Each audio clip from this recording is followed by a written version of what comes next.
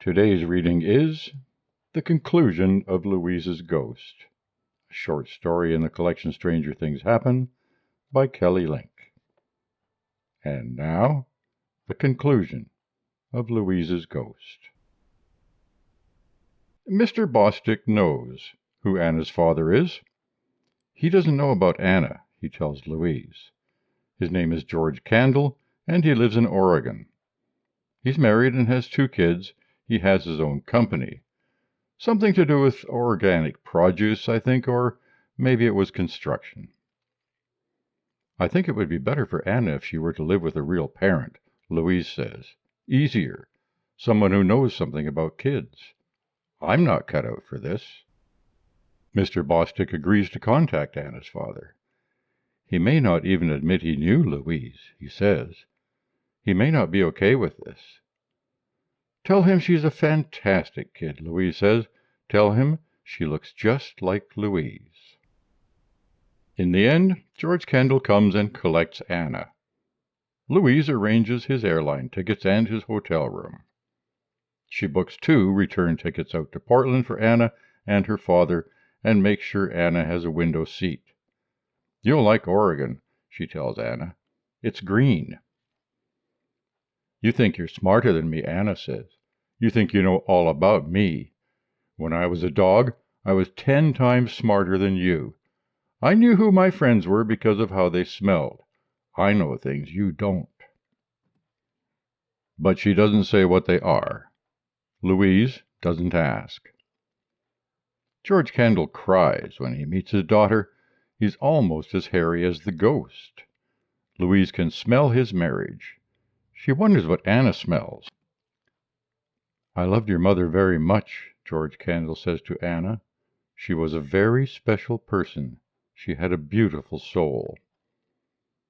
They go to see Louise's gravestone. The grass on her grave is greener than the other grass. You can see where it's been tipped in, like a book plate. Louise briefly fantasizes her own funeral, her own gravestone, her own married lover standing beside her gravestone. She knows he would go straight home after the funeral to take a shower. If he went to the funeral. The house without Anna is emptier than Louise is used to. Louise didn't expect to miss Anna. Now she has no best friend, no ghost, no adopted former dog. Her lover is home with his wife sulking, and now George Candle is flying home to his wife. What will she think of Anna? Maybe Anna will miss Louise just a little. That night, Louise dreams of Louise endlessly falling off the stage. She falls and falls and falls. As Louise falls, she slowly comes apart. Little bits of her fly away. She is made up of ladybugs. Anna comes and sits on Louise's bed. She is a lot furrier than she was when she lived with Louise. You're not a dog, Louise says. Anna grins her possum teeth at Louise. She's holding a piece of okra. The supernatural world has certain characteristics, Anna says. You can recognize it by its color, which is green, and by its texture, which is hirsute. Those are outside qualities. Inside the supernatural world, things get sticky, but you never get inside things, Louise. Did you know that George Candle is a werewolf? Look out for hairy men, Louise. Or do I mean married men? The other aspects of the green world include music and smell. Anna pulls her pants down and squats. She pees on the bed, a long, acrid stream that makes Louise's eyes water. Louise wakes up sobbing. Louise whispers, please come and lie on my floor. Please come haunt me. I'll play Patsy Cline for you and comb your hair. Please don't go away. She keeps a vigil for 3 nights. She plays Patsy Cline. She sits by the phone because maybe Louise could call. Louise has never not called, not for so long. If Louise doesn't forgive her, then she can come and be an angry ghost. She can make dishes break or make blood come out of the faucets. She can give Louise bad dreams.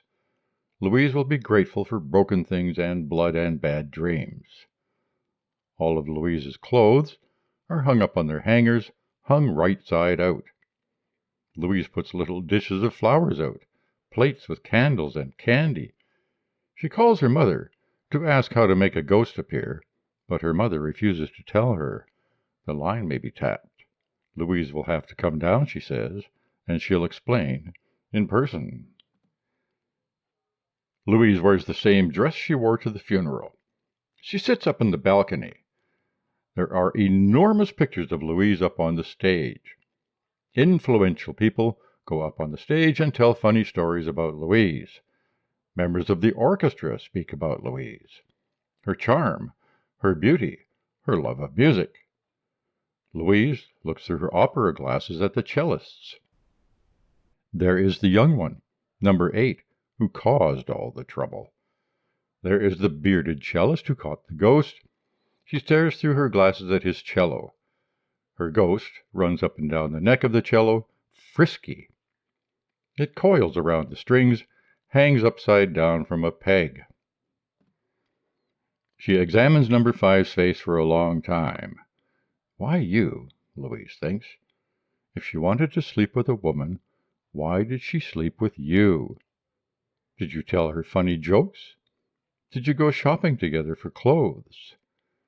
When you saw her naked, did you see that she was bow-legged? Did you think that she was beautiful? The cellist next to number 5 is holding his cello very carefully. He runs his fingers down the strings as if they were tangled and he were combing them. Louise stares through her opera glasses. There is something in his cello, something small and bleached is looking back at her through the strings. Louise looks at Louise, and then she slips back through the F-hole like a fish.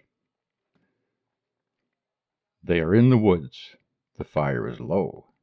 It's night. All the little girls are in their sleeping bags. They've brushed their teeth and spit. They've washed their faces with water from the kettle. They've zipped up the zippers of their sleeping bags.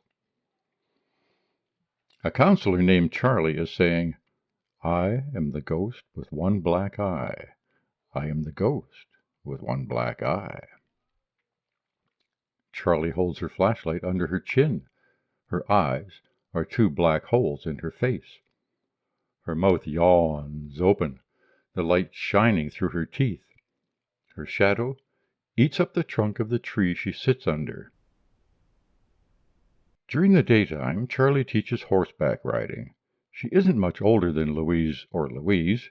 She's pretty, and she lets them ride the horses bareback sometimes. But that's daytime Charlie. Nighttime Charlie is the one sitting next to the fire. Nighttime Charlie is the one who tells stories. Are you afraid? Louise says. No, Louise says. They hold hands. They don't look at each other. They keep their eyes on Charlie. Louise says, Are you afraid? No, Louise says. Not as long as you're here.